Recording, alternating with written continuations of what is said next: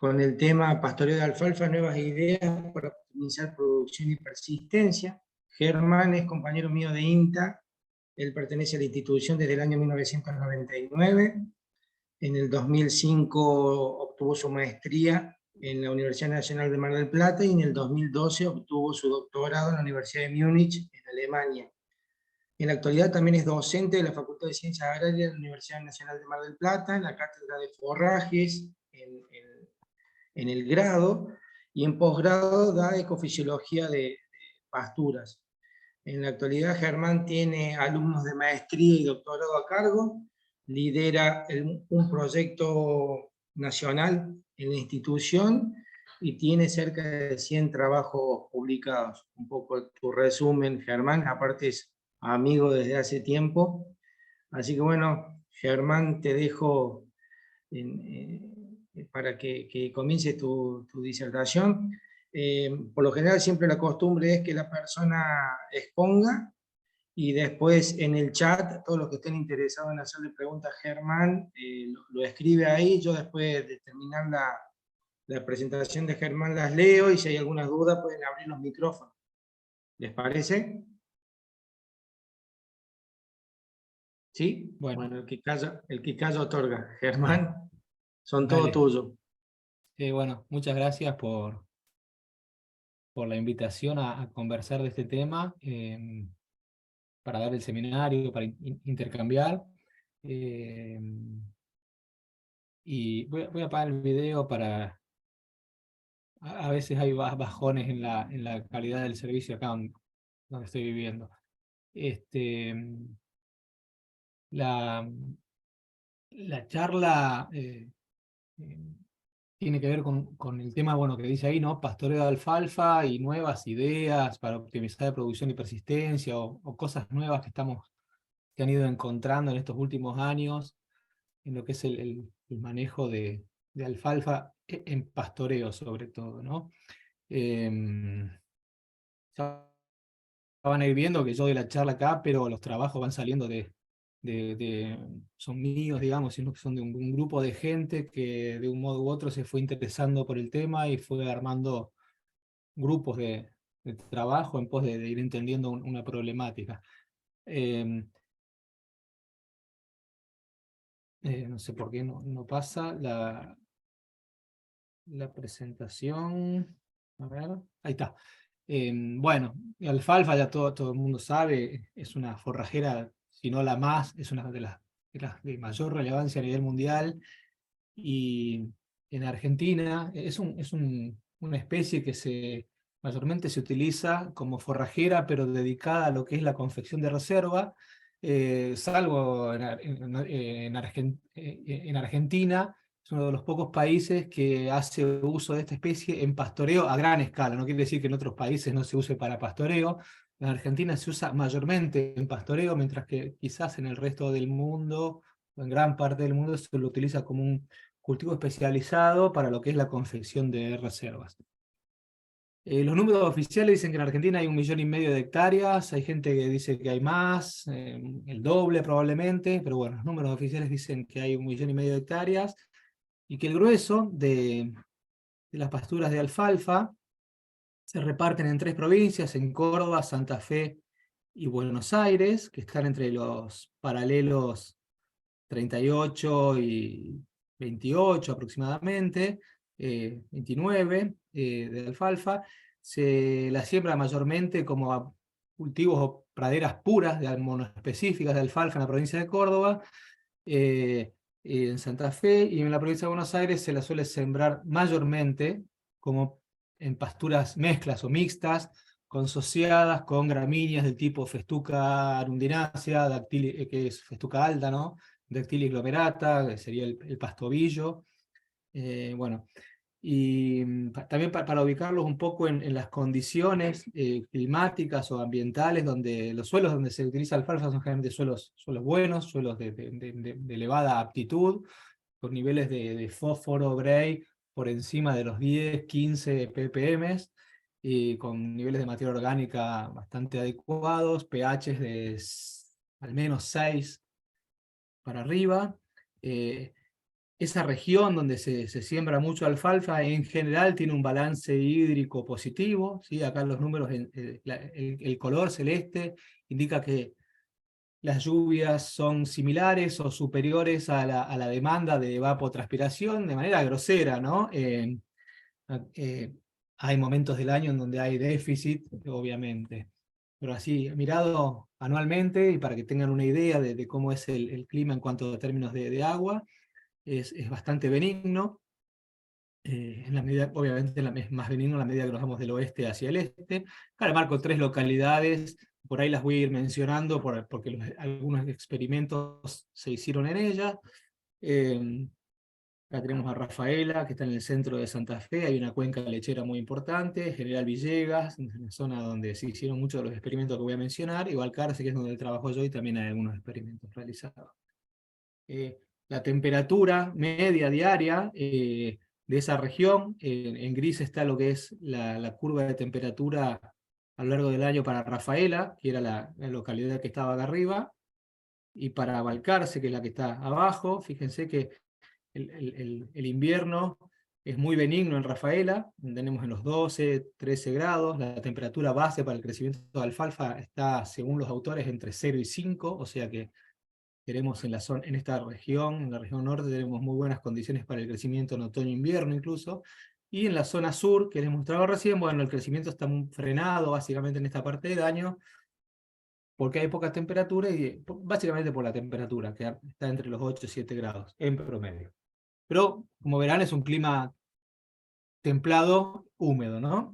Donde mayormente se utiliza en Argentina. Hay alfalfa en todo el país, desde Río Gallegos hasta Salta, es decir, desde el sur hasta el norte, pero el grueso está en esas 3 provincias bajo estas condiciones ambientales. Respecto a lo que es eso era para ubicarlos un poco en lo que es el clima o el ambiente, y respecto de lo que es el manejo, la charla está en 2 secciones, la pensé en 2 secciones. La primera de manejo de la pastura en primavera, a mediados de verano, es el momento de temperatura y radiación ascendente, ¿sí? Cuando salimos del invierno, ¿sí? Temperatura y radiación obviamente ascendente, y una parte en el periodo descendente, es decir, de mediados de verano hacia otoño, ¿sí? Esa es la segunda sección, es más cortita, ¿sí? El grueso está, de la charla va a estar acá, de la presentación va a estar sobre esto.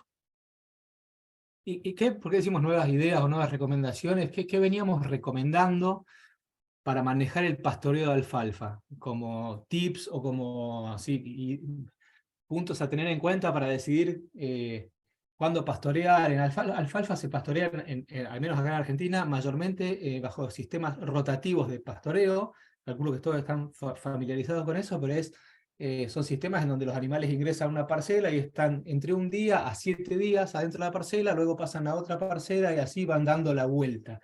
Y usamos ciertas recomendaciones para decidir, bueno, cuándo empezar a pastorear en primavera, y cómo regir esa vuelta de pastoreo, es decir, cuán larga o cuán corta tiene que ser, qué tenemos que ir mirando en las plantas para decidir, bueno, le toca a esta parcela, le toca a esta otra. La recomendación básica que veníamos utilizando era, en esa época de temperatura y radiación ascendente, en primavera, verano, era la floración, ¿sí? Una escala de fenología donde se asumía que el momento óptimo para entrar a pastorear era cuando las parcelas estaban en lo que es el 10% de floración, que esta es una foto que trata de ilustrar eso, ¿no? Donde tenemos una pradera de alfalfa con algunas flores, es bastante subjetiva, pero bueno, se podría hacer más objetiva contando tallos y viendo, ¿no?, la cantidad de tallos florecidos, pero es cuando empiezan a estar las primeras florcitas apareciendo, ese sería el momento óptimo. ¿Por qué? Porque, bueno, decíamos, si uno entra a pastorear cuando la pradera está en el 10% de floración, uno podía optimizar estos 3 procesos que generalmente tiran en sentido contrario entre ellos, ¿sí? Podríamos optimizar producción, calidad y persistencia, ¿no? Todo más o menos conocemos que generalmente cuando aumenta mucho la producción de forraje, suele caer la calidad. Cuando queremos pastorear con la mayor calidad, a veces podemos entrar demasiado temprano a una franja o un potrero y agarrar a las plantas en un estado muy juvenil o con poca biomasa acumulada, y podemos afectar los niveles de carbono o la economía de carbono de la planta y afectar la persistencia. Bueno, entonces, el tema es, si logramos ingresar en parcelas con el 10% de floración, vamos a maximizar producción, calidad y persistencia. Y la curva que usábamos, o la figura que usábamos para avalar ese triángulo que veíamos arriba, es que, bueno, luego de un corte, se empieza a acumular biomasa, y cuando llegamos al 10% de floración, estamos en ese momento que Parsons, no lo define en alfalfa, lo definió en realidad perenne como el momento en pasturas base gramínea, en realidad lo definió matemáticamente, ¿no? Como no lo definió para una especie en particular, hasta donde no recuerdo. Él dice, bueno, este es el momento óptimo de pastoreo, porque si dejamos pasar el tiempo, se empieza a acumular biomasa a una tasa decreciente, o se acumulan componentes que los animales no utilizan tanto, se acumula o que no pueden digerir de la mejor manera, como tallos, estructura de sostén.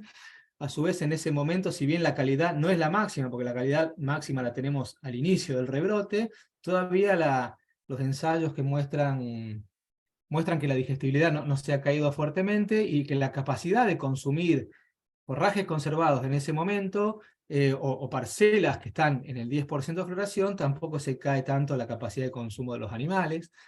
Y ahí está lo de optimización de producción y calidad, y también en pasturas que son generalmente severamente defoliadas, donde no queda ninguna hoja remanente o queda muy poco material foliar remanente, está bastante visto que cuando se recuperan las plantas, o cuando las plantas llegan al 10% de floración, se recuperaron los niveles de... Se vuelve, se pasa de este balance negativo de carbono, y se recuperan los niveles, la biomasa de las raíces y los niveles de carbono y de nitrógeno almacenados, es decir, las reservas de carbono y nitrógeno almacenadas en esas raíces. Y de ahí, ¿no?, es la optimización de esos tres, de la persistencia, de la producción y la calidad, pastoreando o defoliando cuando está la pastura en el 10% de floración. ¿De dónde viene esta recomendación? ¿Dónde se generó? ¿Quiénes la investigaron muchísimo tiempo y demás? Y llegaron sí, después de muchas investigaciones de campo, agronómicas, fisiológicas, de reservas, bueno, de todo tipo, eso se traslada a una recomendación de manejo. Esto viene, la verdad que esto viene de América del Norte, en donde ellos necesitaban desarrollar, no sé si decir recetas, es decir, desarrollar algunas reglas, tips de manejo para la gente que se dedicaba a la confección de reservas forrajeras en base a alfalfa, y de ahí viene. De ahí ellos vieron que si se defoliaban el 10%, se optimizaban esos procesos, ¿sí? O sea que viene de sistemas, de una recomendación de manejo que deriva de muchos años de investigación para resolver un determinado problema en un determinado tipo de sistema, que es este tipo de sistemas, ¿no? En donde una gran parte de la superficie se puede cortar en poco tiempo, ¿sí? Es decir, es como tener una parcela en un ensayo de corte donde uno va y la corta con una tijera cuando llega al 10% de floración. De ese modo ellos veían que maximizaban de un modo la cosecha de energía y de nutrientes en las pasturas de alfalfa, no se afectaba la persistencia, y minimizaban el uso de tractores, gasoil, etcétera, etcétera. Un poco fue saliendo, esa es la problemática de donde sale. La pregunta que se empieza a hacer determinada gente es si eso que nosotros trasladamos a situaciones de pastoreo es adecuado. ¿Es adecuado manejar una pastura de alfalfa en un campo que tiene una gran superficie de alfalfa para pastorear, que la plataforma de pastoreo se compone en un 50 o 70% de la superficie de alfalfa? Es una pregunta que inicialmente, acá les voy a presentar, hay dos personas que creo son las que empezaron primero que nada a pensar si era recomendable seguir usando el 10% de floración para pastura de alfalfa. Una es el doctor Derrick Mood en Nueva Zelanda, que hago un paréntesis, él vuelve de Escocia o de Reino Unido, no me acuerdo bien de qué parte, creo que de Escocia, a Nueva Zelanda, y la historia de él es que él había trabajado en calentamiento global en su doctorado, y cuando vuelve a Nueva Zelanda empieza a estudiar distintas especies, a ver cuál es, en la isla sur, en Lincoln, qué especie sería la que más se adapte al clima que estaba por venir, ¿no? Estamos hablando, y él empieza a hacer ensayos de producción primaria, y es que lo ideal sería tener en esa región alfalfa, y no ryegrass perenne y trébol blanco. Y se pregunta, bueno, pero ¿por qué no se usa alfalfa acá si es lo ideal? Siendo que en su momento se usaba, y desde de un screening que hacen con todos los productores de la región, él llega a la conclusión de que una de las cuestiones centrales por las que no se usaba era porque los productores no podían vender corderos en el mercado de entre Navidad y Año Nuevo, que era una época en donde el cordero tenía un precio diferencial. Entonces, sí, era una pastura muy productiva, pero no les permitía vender gordos los corderos en una época de alto precio. Entonces la dejaron de usar, siguieron usando una especie, una pastura, una mezcla de ryegrass y trébol blanco que era menos productiva, pero que les permitía llegar, con los conocimientos de manejo del pastoreo que tenían, con los corderos gordos. La conclusión de este señor fue, no es un problema de la alfalfa, sino que es un problema del manejo, cómo la manejan, empecé a indagar cómo la manejaban y seguían esta recomendación del 10% de floración y estaban terminando, y no podían lograr buenas ganancias de peso, no llegaban con cordero, tenían que suplementar, bueno, y en Nueva Zelanda es muy cara la suplementación. Y otra persona que se empezó a interesar mucho en este tema es Mónica Newsday, que yo ya me acuerdo cuando hice la maestría, cuando yo la hice con ella, y ella a mí me decía que alfalfa ya yo la hice cuando, en el 2003, me decía que alfalfa no había que manejarla. Mónica era muy enfática, incluso me decía que no había que manejarla en sistema rotativo. Yo le decía que tenía razón, porque yo quería terminar la maestría en esa época, pero internamente pensaba que había que manejarla con el 10%. Bueno, la cuestión es que ella ya también creía que no, que estábamos equivocados. Se pone en contacto con el doctor Mood, que les recomiendo, si están interesados, leer los papers del doctor Mood, son muy, muy interesantes en alfalfa. Y ahí, de esa sociedad, empiezan a surgir líneas de trabajo acá locales, y gran parte de los trabajos que les voy a mostrar tienen su origen en el intercambio de estas dos personas que ya venían pensando, y me parece que está bueno reconocerlo. Es decir,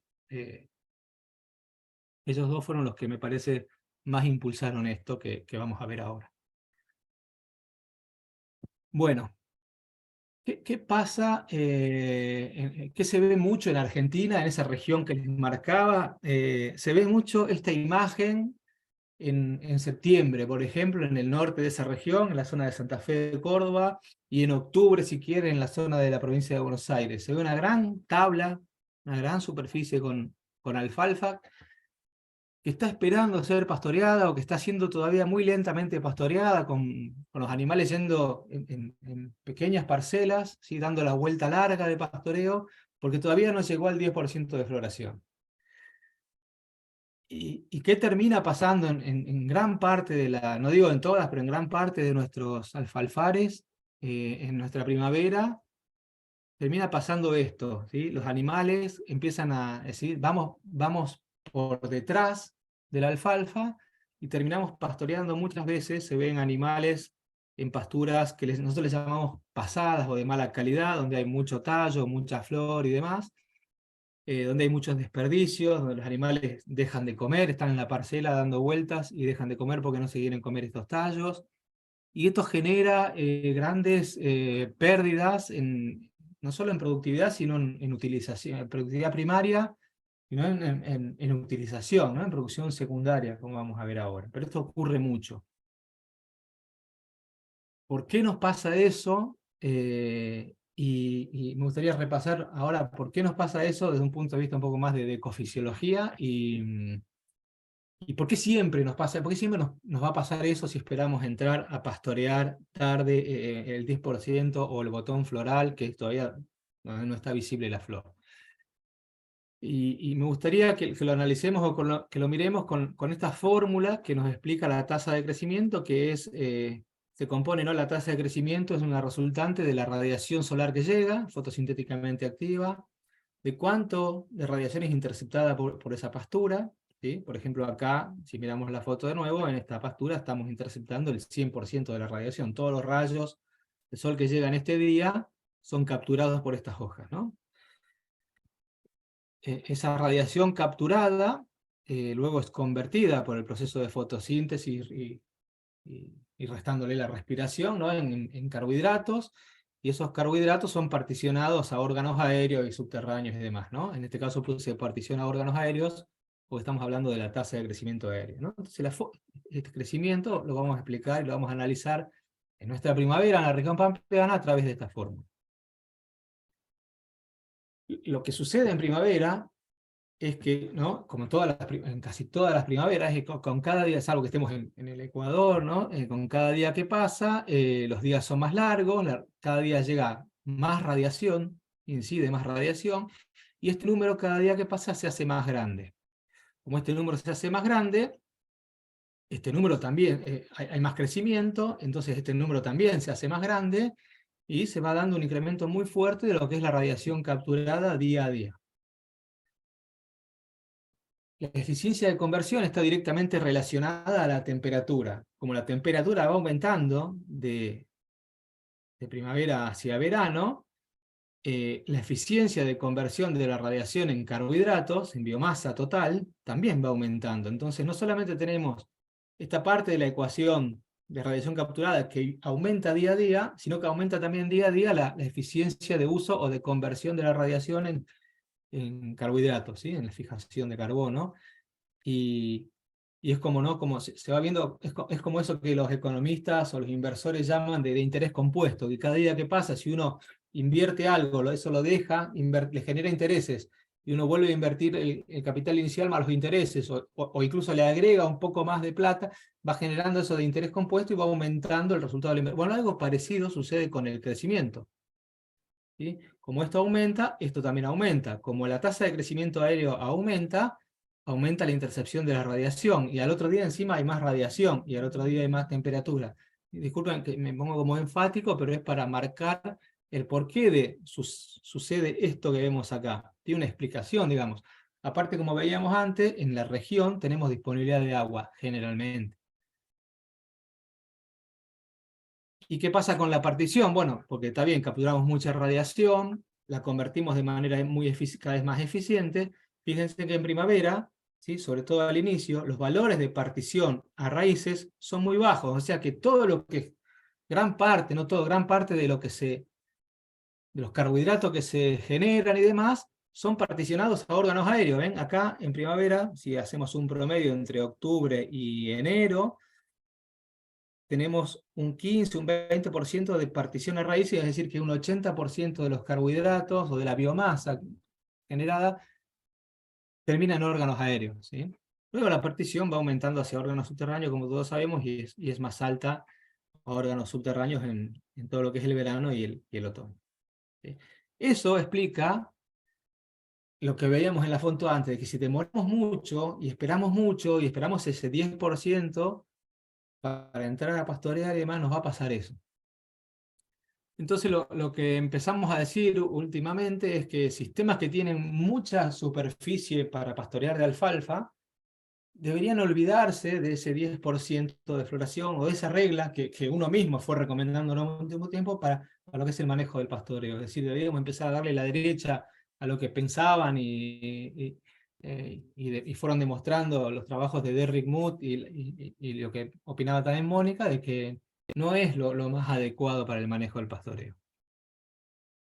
Obviamente, siempre hablando de sistemas que dependen mucho de alfalfa, que tienen mucha superficie con alfalfa.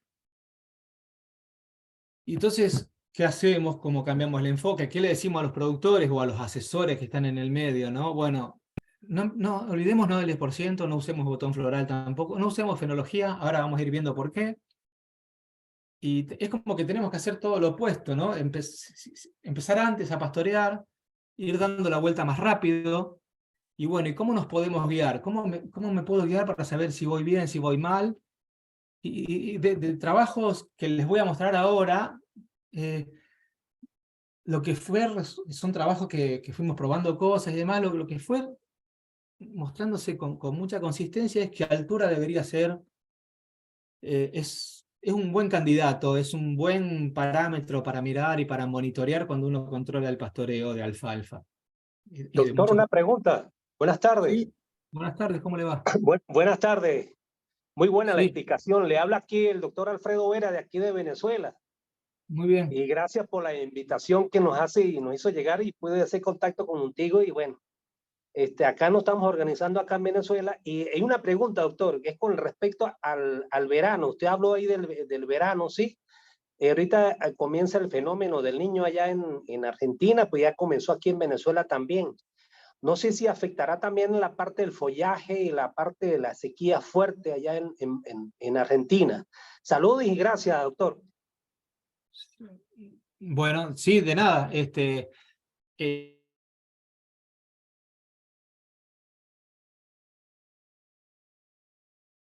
Germán, no se te escucha. sí, perdón, me quedé mudo. Bueno, Ah, gracias por el comentario. Sí, bueno, cuando sí hubo una seca muy grande este año, no sé si se refería a eso, este año hubo una seca muy grande. eh, y bueno, los incrementos en altura eran menores a los usuales. Y no sé a qué se refería bien con el follaje, pero una de las cosas que se ve cuando hay una seca muy grande, sobre todo en suelos no muy profundos, donde las raíces de alfalfa no pueden profundizar mucho, es que alfalfa crece, se desarrolla y crece, ¿no? Al mismo tiempo, como los seres humanos, ¿no? Nos desarrollamos y crecemos al mismo tiempo. Eh, Cuando se termina el agua, de golpe dejan caer todo el follaje de manera muy abrupta. No entiendo muy bien si se refería a eso, pero de última, en la parte de preguntas lo volvemos a conversar. Sí, correcto, eso es, doctor, eso es. Gracias. No, de nada, por favor. Eh, Bien. Bueno, como les decía, de una serie de trabajos nos fue saliendo que altura es una buena, una buena por supuesto, también asociado a desarrollo y a otras cuestiones, una buena forma de monitorear el pastoreo. A ver, che. ¿Por qué altura? A ver, en primer lugar, es un buen estimador de la cantidad de pasto que hay. O sea, yo cuando digo el 10% de floración, no sé cuánto pasto tengo. Puedo tener poco o mucho, si hubo mucha lluvia o poca lluvia, por ejemplo, si hizo, ¿no? Porque, como decíamos recién, crecimiento y desarrollo van de la mano, pero no son lo mismo, ¿sí? Dos personas desarrollamos, llegamos a la pubertad a los 14 años, pero depende de cómo a uno le fue en su ingesta diaria, uno puede ser más alto y el otro puede ser más bajo, uno puede ser más gordo, ¿no? Y acá es lo mismo. En cambio, altura no miente. Si está la pastura petiza, hay poco pasto. Si la pastura está alta, hay mucho pasto, ¿sí? O sea que ya de entrada, a mí me parece que es un parámetro que, que es muy práctico, que no requiere de demasiadas cosas sofisticadas para medirlo, y que me da una idea, me orienta sobre la cantidad de pasto que puede haber. Esta es una curva, como puede haber un montón, que nos muestra, hay mucha dispersión porque acá está todo mezclado, hay tres cultivares mezclados, hay alturas de otoño, de invierno, de primavera, o sea que esto se podría mejorar y hacer que los puntitos estén más sobre la línea si separamos estaciones del año, por ejemplo, ¿no? Pero era para ilustrar, y más o menos acá nos está mostrando que entre 20 y 40 centímetros podemos tener entre 1.500 y 2.500 kilos de pasto por encima del puño, por encima de los 5 centímetros. Generalmente cuando hable de disponible, yo voy a estar, creo que lo tengo escrito, pero voy a estar hablando por encima del puño, es decir, de lo que es forraje cosechable, potencialmente cosechable. Bien.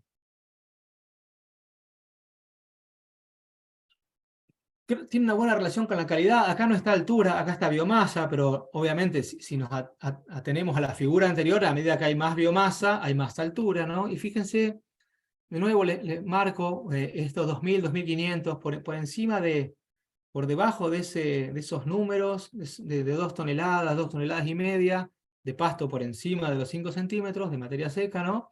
La digestibilidad se vuelve, los valores caen más fuerte y caen a niveles que, que afectan a la respuesta animal, ¿no? Y durante mucho tiempo, esto hago un paréntesis, porque acá hay una cuestión que durante mucho tiempo estuvimos asociando la calidad, la relación hoja-tallo con el desarrollo, con parámetros que tienen que ver con la floración, el botón floral, el porcentaje de floración, ¿sí? El tiempo térmico. Y no es que esté mal eso, pero hay mejores maneras de aproximarnos a entender qué gobierna la variabilidad en lo que es la calidad. La proporción de hoja en alfalfa es un muy potente indicador de la calidad nutritiva de una pastura.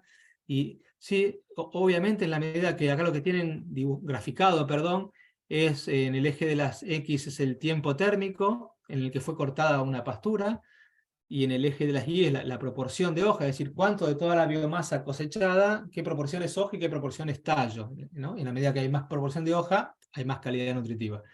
Y acá tienen el tiempo térmico en el que fue cortada. Para que se dé una idea, cuando estamos en 300 grados días, entre 300 y 350 grados días, es una planta que tiene entre 8 y 10 nudos en sus tallos principales. ¿Sí? La alfalfa cuando crece va generando nudos y entrenudos, y tenemos entre 8 y 10 nudos, 8 y 10 entrenudos si quieren.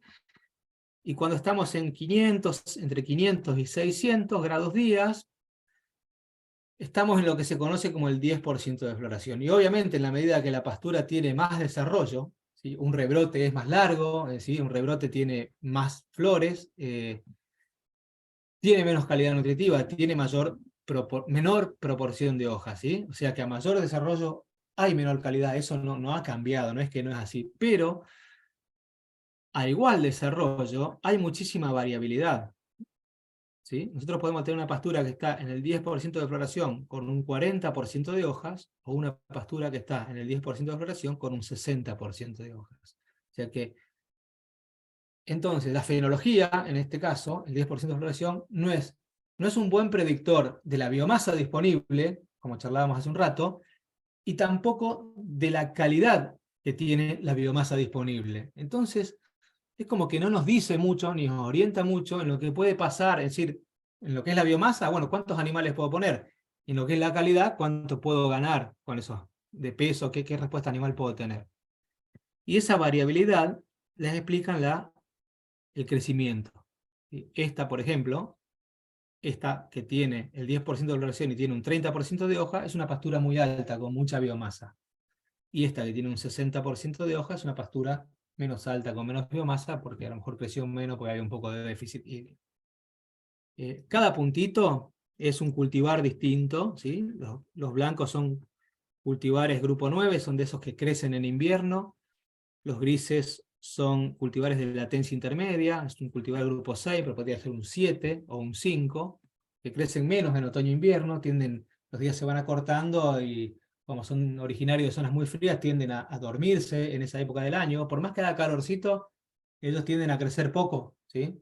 Y los símbolos negros son cultivares con latencia invernal más marcada, son de zonas mucho más frías, que responden fuertemente al fotoperíodo, y cuando los días se acortan no crecen, porque vienen de un lugar que cuando los días se acortan se viene un frío muy severo y los puede afectar, ¿no? Como verán, están todos entremezclados, y que algunos sean triángulos, cuadrados o círculos son distintas frecuencias de corte. Es un paper que analizaba eso. Algo similar, acá tienen Nueva Zelanda, y ¿qué se ve acá? Que la relación hoja-tallo, podríamos transformarlo esto en proporción de hoja, está fuertemente gobernada por la altura de la pastura. ¿Ven que esta dispersión que veíamos acá, donde un 37% de la variabilidad en hoja-tallo lo explicaba el tiempo térmico o la fenología? Fíjense cómo acá el 70% de la variabilidad en la proporción de un hoja-tallo le explica la altura, ¿sí? Y acá, entonces, la altura no solo nos explica cuánta biomasa hay, sino qué calidad tiene la biomasa que hay, ¿sí? Y acá de nuevo tienen distintos colores y símbolos, y también tienen distintos cultivares. Y está genial porque no importa mucho de qué cultivar estamos hablando. Si yo tengo 40 centímetros de altura, tengo una relación hoja-tallo de 1, es decir, tengo una hoja y 1 de tallo, tengo un 50% de hoja. ¿Con qué cultivar? Con cualquiera. Con uno blanco, un cuadrado blanco que no sé qué será, no importa, me unifica eso, ¿no? También. Y en Argentina pasa lo mismo. Acá les estoy mostrando la curva que les estaba mostrando antes, donde estaba desarrollo. Fíjense, el 70% de la variabilidad en proporción de hoja me la está explicando la altura de la cubierta. ¿Con qué cultivar? No importa, con cualquiera. Están todos mezclados. Yo tengo 30 centímetros de altura, tengo un 50% de hoja. Y fíjense que acá con 30 centímetros de altura tengo 1 de hoja tallo, o sea que tengo un 50% de hoja también.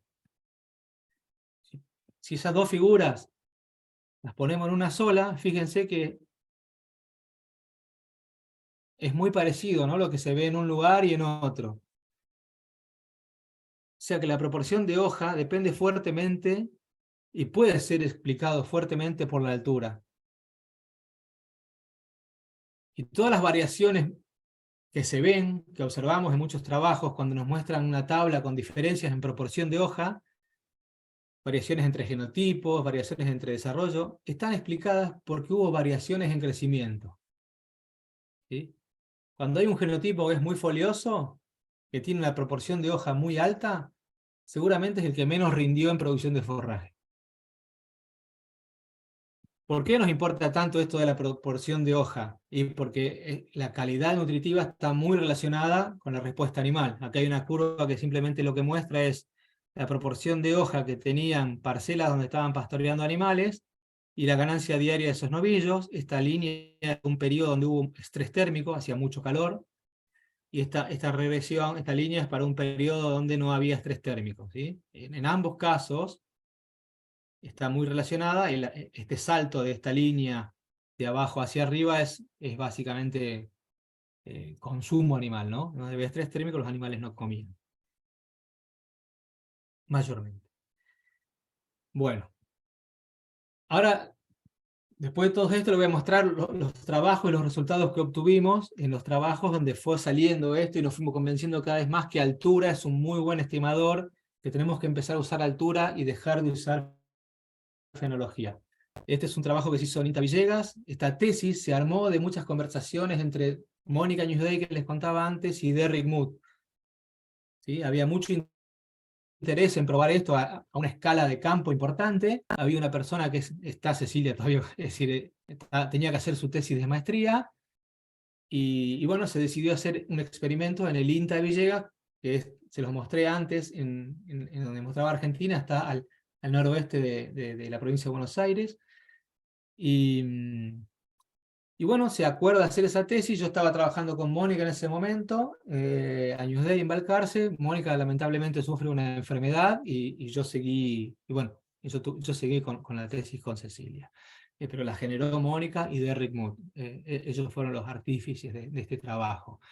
¿Qué se hizo en ese trabajo de tesis? Bueno, se probaron dos sistemas de pastoreo: el sistema tradicional que proponemos, del 10% de población en Argentina, y un sistema nuevo. Y lo que se hacía era, se agregaban y ponían, cada vez que se cambiaba de parcela, se agregaban o ponían animales para que asignar el 3% del peso vivo de pasto por animal, es decir, del pasto disponible por encima del puño. Eran Aberdeen Angus. A mí me tapa acá un poco, está acá arriba el mute, el start video y todo lo que nos pone el zoom. Supongo que ustedes lo están viendo. Entonces se comparó la nueva propuesta y ahí se dijo, bueno, vamos a empezar a pastorear, ¿sí? Vamos a meter los animales en esta pradera de alfalfa cuando la pradera tenga 20 centímetros de altura, para ganarle a la primavera, para ganarle a eso que nos dice Montate: te va a ganar el pasto porque hay cada día más radiación, cada día más conversión, hay mucha partición a órganos aéreos. Queremos ganarle a eso, no queremos que el pasto nos pase por encima. Bueno, vamos a empezar antes. Vamos a dar la vuelta rápido, cada 15, 20, no dijimos vamos a pastorear con tal altura, porque era no sabíamos y era difícil operativamente. Lo que hacíamos era registrar la altura que tenía la parcela cuando entrábamos, y dábamos la vuelta rápido, cada 15, 25 días, estaban 3, 6 días en cada franja. En el periodo de radiación ascendente hasta mediados de febrero. De febrero en adelante hasta abril, ¿sí? Esto es fin de verano, otoño, inicios de otoño, vamos a aflojar la intensidad del pastoreo que veníamos llevando y vamos a pastorear con el 10% de floración, con 5 o 7 de ocupación. ¿Para qué? Para permitir periodos largos de rebrote, que la planta capture radiación y que esa radiación, como hay mucha partición hacia órganos subterráneos, vaya hacia las raíces para recuperar la biomasa de las raíces y los niveles de reserva de carbono y nitrógeno en las raíces en estas plantas que las veníamos pastoreando muy intensamente. ¿Y con qué lo comparamos? Y bueno, con el manejo tradicional, que dijimos, bueno, vamos a pastorear de noviembre a abril, y vamos a empezar con el 10%, con el botón floral, ¿sí? Cuando empiezan las primeras florcitas y empezamos a pastorear, vamos a rotar cada 30, 40 días, ¿sí? Cada 40 días en octubre, cada 30 días en diciembre, para hacer una idea. Por eso dice 30-40, tiene que ver con seguir un poco la evolución de la temperatura y de la fenología, y también 5 o 7 días de ocupación.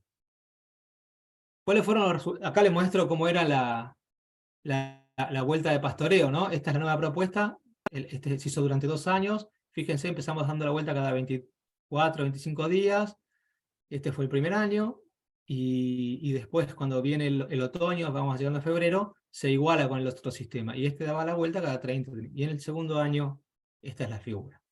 No me quiero detener mucho, esto está en ese trabajo que está ahí abajo. En el segundo año no logramos igualar en febrero. Bueno, ¿qué pasó? Lo primero que pasó fue que la nueva propuesta, contraria a lo que nosotros siempre, por no pensar bien, creo, pensábamos que iba a producir más pasto el manejo tradicional, y no fue así, produjo más pasto la nueva propuesta, ¿sí? Produjo 9.000 kilos de pasto, promedio de los 2 años, y el otro produjo 7.800. Como nosotros manejábamos carga variable y poníamos animales para que consuman el 3% del peso vivo, y bueno, pudimos sostener más animales en la nueva propuesta. ¿Por qué produjo más pasto? ¿Recuerdan que hablábamos del momento óptimo de pastoreo que definió Parsons y Penning en el 88, se había publicado el trabajo? El momento óptimo de pastoreo, que coincide un poco con lo que dicen los americanos del 10% de floración, es entrar a comer cuando la línea que sale del remanente hace tangente con la biomasa acumulada. Bueno, lo que pasó fue que en pastoreo, cuando en la nueva propuesta, y se ve en la gráfica, ¿no? en la primera vuelta de pastoreo sobre todo, si bien las primeras parcelas son pastoreadas un poco anticipadamente a ese momento óptimo, el resto de las parcelas son pastoreadas muy cerca del momento óptimo. Entonces, a nivel de sistema, de superficie en un sistema, el grueso de las parcelas está siendo pastoreado, ¿sí? Porque este momento óptimo de pastoreo que Parsons define matemáticamente, después hay que llevarlo, ¿no? a un sistema, está siendo pastoreado ahí alrededor. En cambio, en este otro sistema, si yo tuviera un sistema que se dedica a la confección de rollos y pastoreo toda la superficie acá, no habría problema, pero en pastoreo yo tengo que ir avanzando, ¿no? Y tengo un montón de franjas de pastoreo. Acá este numerito es de la franja 1, la franja 2, la 3, la 6. Cuando termino de comer la franja 6 tengo que volver a la 1. Hay un montón de franjas que están en un modo ocioso, es decir, que la 1 y la 2 las pastoreo en su momento óptimo, pero el resto las estoy pastoreando muy pasadas. Esa es la razón por la cual produjo más pasto el sistema de nueva propuesta. Y así se veía la parcela cuando empezábamos en la primavera, ¿sí? Una parcela de alfalfa muy peticita, de 15 a 20 centímetros de altura, y los animales salían cuando veíamos esto. Y no lo dejábamos pastoreando hasta abajo, porque sabíamos que la estábamos pastoreando muy frecuente, y entonces cuando habíamos medido el pasto, la disponibilidad del puño para arriba, ¿sí? O sea que esto no lo habíamos contemplado, y salían, y acá quedaba un montón de material foliar fotosintéticamente activo que evita que la planta entre en balance de carbono negativo, que abastece con fotosíntesis la demanda de respiración del sistema radicular, etcétera, etcétera. Y hay un montón de brotecitos nuevos que rápidamente, en 15 a 20 días, nos dan pasto sin ningún problema. ¿Sí? Y bueno, obviamente, esto sale más de una charla tenemos a veces para los productores, porque muchas veces en muchos de nuestros sistemas hay como una cuestión común, que es que se pastorea la alfalfa y pasa la rotativa o la hélice por detrás, y está como una regla fija a veces. Y acá no tiene ningún sentido, acá no hay tallos duros que remover, no hay malezas, no. Lo único que vamos a hacer es afectarlas a las plantas. Entonces, bueno, de ahí que tiene que aparece esta parte de la figura con prohibida la desmalezadora o la rotativa. Y esto es la película cuando empezamos temprano. en primavera, sobre todo en la primera vuelta de la primavera. En la de octubre, en la de septiembre, octubre, noviembre, depende si estamos más al norte o más al sur de Argentina. ¿Sí? Estamos en las franjas intermedias con 20 a 25 de altura y en las últimas con 35 a 40. ¿Sí? Entonces, en general hay muy buena utilización, el remanente tiene mucho material verde porque no hubo mucho sombreo, no hubo mucha sombra que me mató las hojas de abajo. Hay un rápido rebrote, hay menor uso de las reservas acá de carbono y nitrógeno que están almacenadas en las raíces. Una lluvia en este tipo de remanente es completamente aprovechada por estas plantas, hay menos chance de que una maleza le gane a esta planta en el rebrote. La clave está ahí, ¿no? En medir el forraje disponible del puño para arriba y dejar esto. ¿Cómo fue la ganancia diaria? La ganancia diaria no fue muy diferente entre los sistemas. Fue significativamente diferente a favor de la nueva propuesta, pues tenía mejor relación hoja-tallo, algo más de calidad nutritiva, pero no fue tan distinto. Y la producción de carne fue sustancialmente diferente, un 30% más, 150 kilos más de carne que en el sistema tradicional. Ese 30%, esa diferencia se explica, la mitad de la diferencia, es decir, de estos 150 kilos, 75 kilos se explican por la mayor carga. Y los otros 75 se dividen, no sé, de 37 kilos por mayor ganancia diaria y otros 37 kilos por empezar antes. ¿Sí? Yo les decía que en un sistema empezamos a pastorear cuando tenía 10, 15 centímetros de altura y en el otro cuando tenía el botón floral. Eso implicó que un sistema empezó a usar las pasturas antes. En el campo eso se traduce, hay un sistema que en vez de dar 1 hectárea de alfalfa por día, empieza a dar 2 hectáreas de alfalfa por día en octubre, mientras el otro sigue dando 1 hectárea. Entonces, estamos echando mano a mayor superficie de alfalfa.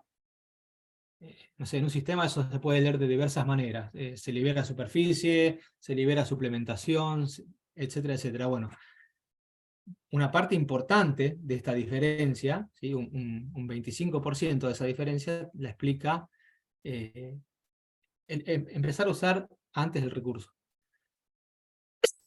Perdón. ¿Qué nos pasó en verano en ese experimento que dio que dio pie para hacer otros 2 experimentos? En los 2 ciclos, en el 2014-15 y el 2015-16, independientemente del tratamiento, del si pastoreaba con el 10% o pastoreaba con la nueva propuesta, se cayó fuertemente la ganancia de peso en diciembre-enero. ¿Sí? Ven que veníamos con 1 kilo más o menos, 800 gramos, se cae a 200, 400 gramos en ese periodo y después levanta nuevamente en otoño. Y esto fue calor. Eso lo tenemos medido, tenemos las temperaturas, eran muy altas. Estaban muy por encima de lo que calculamos el índice de temperatura, el ITH, que es que da un indicio del estrés térmico en los animales, y eran valores muy, muy altos, muchos días con temperaturas muy altas, y lo que se veía, bueno, que es lo que está explicando esa caída en ganancia diaria, porque tenemos datos de calidad nutritiva de la pastura en ese momento y no eran malas. Entonces, dijimos, bueno, ¿qué podemos hacer para que no se nos caigan las ganancias diarias en esta época de mucho calor?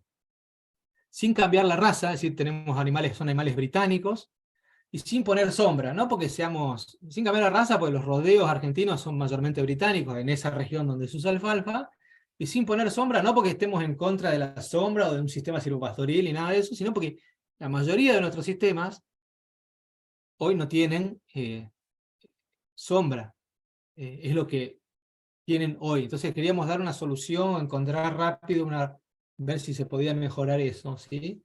Y amén de que estamos a favor de poner sombra y de poner árboles o lo que fuere, y tampoco estamos en contra de cruzamientos con otras razas. Era atendiendo a un problema local, ¿no? Y sin suplementar, sin ofrecer otro alimento en un corral, ¿sí? Pastoril puro.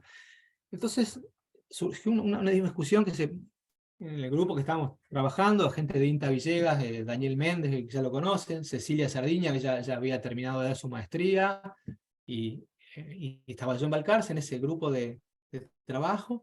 Empezamos a decir, bueno, probemos el trabajo de Cecilia, que estuvimos viendo recién, nos sugería fuertemente que la altura tenía mucho que ver, que el año en que las parcelas donde se pastorearon tenían mucha altura, había menor ganancia diaria que el año donde baja, es decir, que la altura nos marcaba algo fuerte.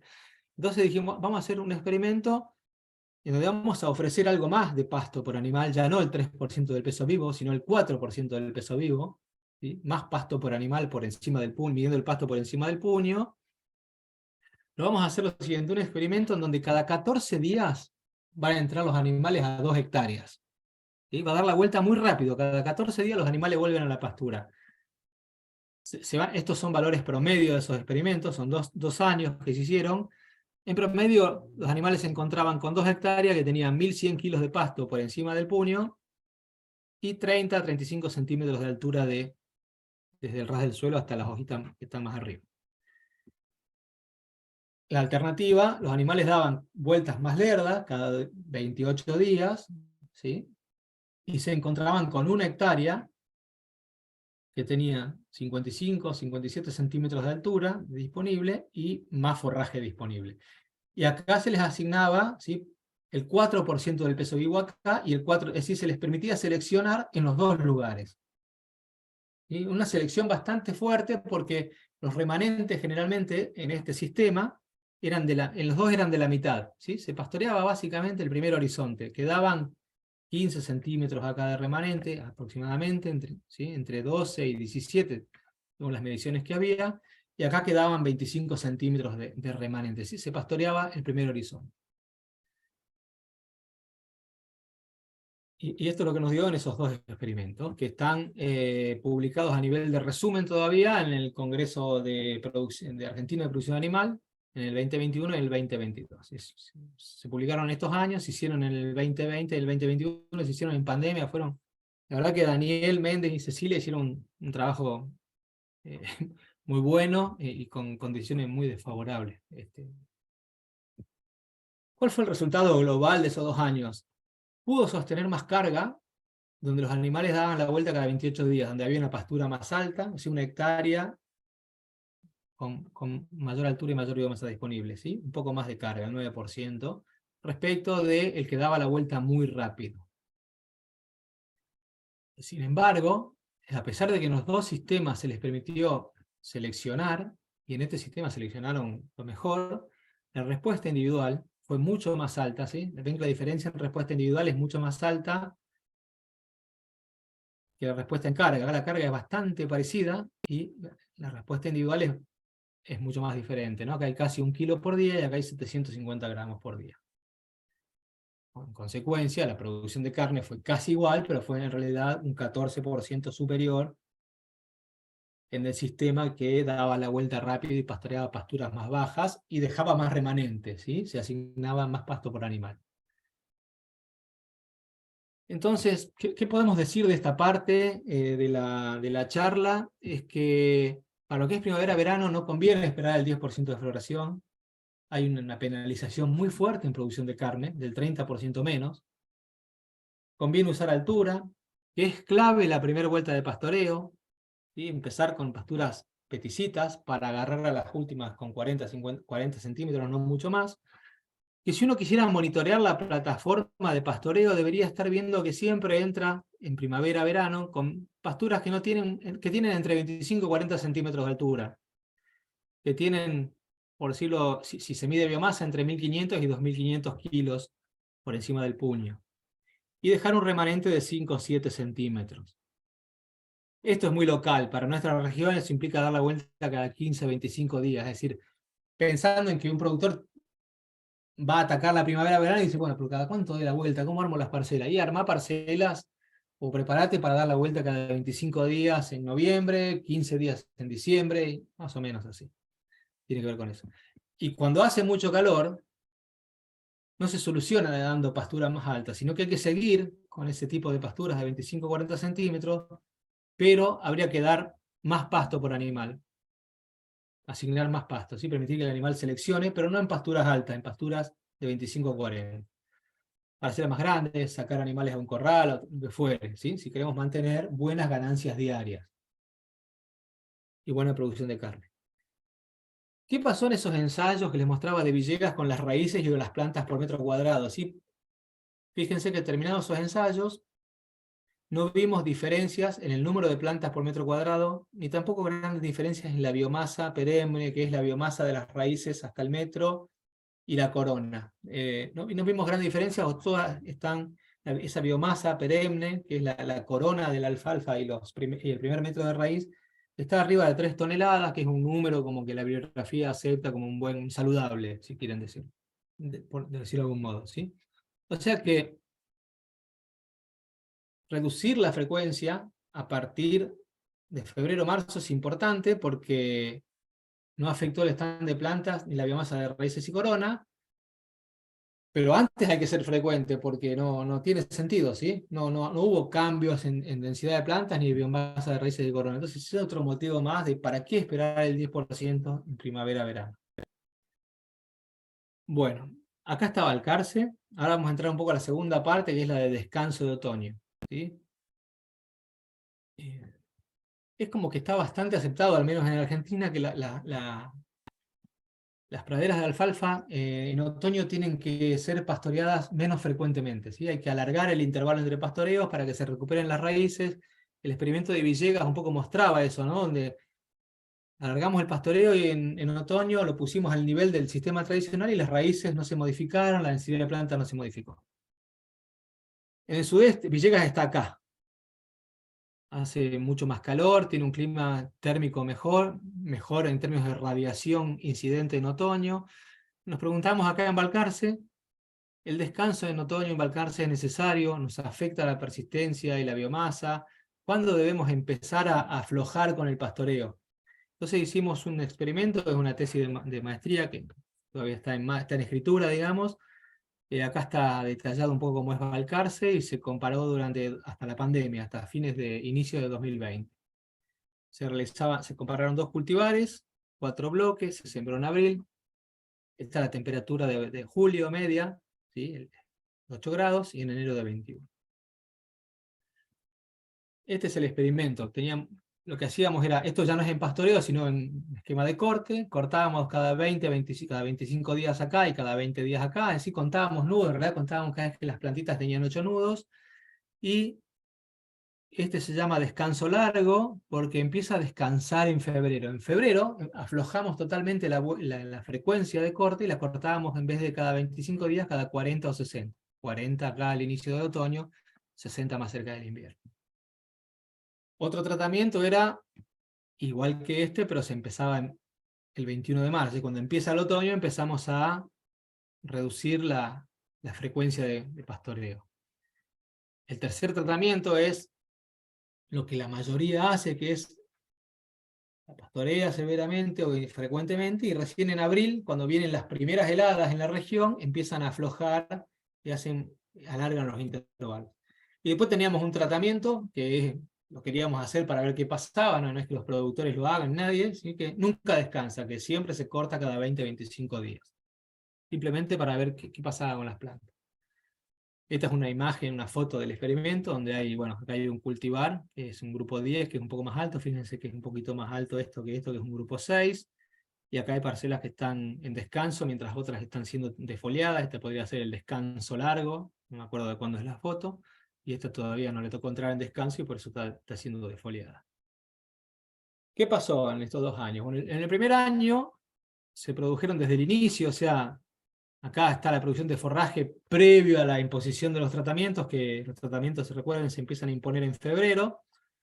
La producción de forraje en el primer año, esto es del grupo 6, los datos del grupo 6, no fue diferente, entre tratamientos.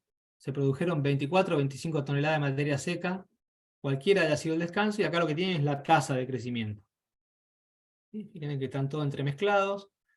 El número de plantas, medido acá, a inicios de septiembre o julio, no me acuerdo bien, ya fue similar entre los tratamientos que empezaron a descansar en febrero, el que empezó a descansar en marzo y el que empezó a descansar en abril, pero el tratamiento que nunca descansó ya muestra un menor número de plantas, ¿sí? Se ve afectado. Es igual un número muy alto todavía, Pero bueno, evidentemente ser muy severo con las defoliaciones en otoño e invierno afectó el número de plantas. Pero empezar temprano o muy tarde de descanso no tiene un impacto ni sobre la producción de forraje, ni sobre el número de plantas. ¿Qué pasó el segundo año? Ya el segundo año sí se ve un efecto del descanso, es decir, las parcelas que empiezan a descansar en febrero producen 23 toneladas, muy parecido a lo que habían producido en su primer año de vida, mientras que las parcelas que empiezan a descansar en marzo o en abril producen entre 3 y 5 toneladas menos de forraje. ¿Se ve eso? Y esta que no descansó produce lo mismo que la de descanso corto. Es decir, que hay un efecto del tratamiento recién a partir del segundo año. Lo que es más interesante es que el efecto se da en la época crítica, donde la alfalfa no produce pasto, que es en otoño, invierno, salida de invierno.